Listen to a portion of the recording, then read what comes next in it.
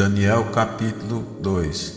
Certa noite, no segundo ano de seu reinado, Nabucodonosor teve sonhos tão perturbadores que não conseguia mais dormir. Chamou seus magos, encantadores, feiticeiros e astrólogos e exigiu que dissessem o que ele havia sonhado. Quando se apresentaram ao rei, ele disse: "Tive um sonho que muito me perturbou e preciso saber o que significa." Então os astrólogos responderam ao rei em aramaico: "E o rei viva para sempre. Conte-nos o sonho e nós lhe diremos o que ele significa." O rei, porém, disse aos astrólogos: "Estou falando sério. Se não me disserem qual foi o sonho e o que ele significa, vocês serão despedaçados e suas casas transformadas em montes de escombros. Mas se disserem qual foi o sonho e o que ele significa, lhes darei muitos presentes, muitas recompensas e honras. Portanto, digam-me qual foi o sonho e o que ele significa." Eles disseram novamente: "Ó rei, conte-nos o sonho, e então lhe diremos o que significa." O rei respondeu: "Sei o que estão fazendo. Estão tentando ganhar tempo, pois sabem que falo sério quando digo: se não me contarem qual foi o sonho, estão condenados. Por isso, conspiraram para dizer mentiras, na esperança de que mudarei de ideia. Digam-me, porém, qual foi o sonho, e então saberei que podem explicar o que ele significa." Os astrólogos responderam ao rei: "Não há ninguém em toda a terra capaz de dizer ao rei qual foi o seu sonho, e nenhum rei, por maior e mais poderoso que fosse, pediu algo assim a um mago, encantador ou astrólogo. É impossível cumprir a exigência do rei. Ninguém, exceto os deuses, pode dizer qual foi seu sonho, e os deuses não vivem entre os mortais." O rei ficou furioso e ordenou que todos os sábios da Babilônia fossem executados. Por causa do decreto da lei, foram enviados homens para encontrar Daniel e seus amigos e matá-los. Quando Arioque, comandante da guarda do rei, veio matá-los, Daniel se dirigiu a ele com sabedoria e prudência. Perguntou-lhe por que o rei publicou um decreto tão severo, e Arioque lhe contou o que havia acontecido. Daniel foi ver o rei imediato e pediu mais tempo para comunicar o significado do sonho. Em seguida, Daniel voltou para casa e contou a seus amigos Ananias, Misael e Azarias o que havia acontecido. Pediu que suplicassem ao Deus dos céus que tivesse misericórdia deles e lhe revelasse o segredo, para que não fossem mortos com os outros sábios da Babilônia. Naquela noite, o segredo foi revelado a Daniel numa visão. Então Daniel louvou a Deus dos céus e disse: "Louvado seja o nome de Deus para todo sempre, pois a ele pertence a sabedoria e o poder. Ele muda o curso dos acontecimentos, remove reis de seus tronos e põe outros no lugar, dá sabedoria aos sábios e conhecimento aos eruditos, revela coisas profundas e misteriosas e sabe o que está escondido nas trevas, embora ele seja cercado de luz. Eu te agradeço e te louvo, ó Deus de meus antepassados, pois me deste sabedoria e força. Tu me mostraste o que te pedimos, revelaste o que o rei exigiu."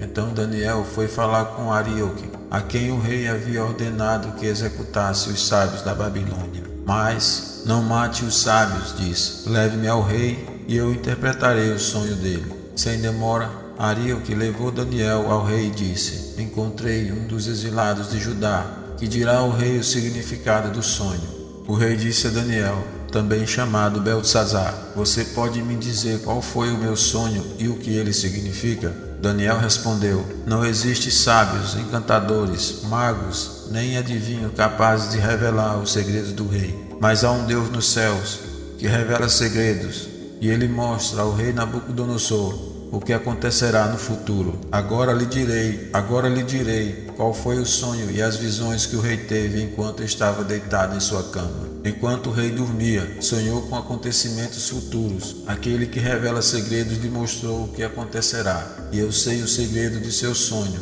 não porque sou mais sábio que os outros, mas porque Deus deseja que o rei entenda o que se passa em seu coração. Em sua visão, ó rei, havia à sua frente uma enorme estátua brilhante, e a aparência dela era assustadora. A cabeça da estátua era feita de ouro puro, o peito e os braços eram de prata, a barriga e os quadris eram de bronze, e as pernas eram de ferro, e os pés uma mistura de ferro e barro cozido. Enquanto o rei observava, uma pedra foi cortada de uma montanha, mas não por mãos humanas. Ela atingiu os pés de ferro e barro e os despedaçou. Toda a estátua se desintegrou em minúsculos pedaços de ferro, barro, bronze, prata e ouro. Então o vento levou tudo, como se fosse palha na eira. Mas a pedra que derrubou a estátua se tornou uma grande montanha que cobriu toda a terra.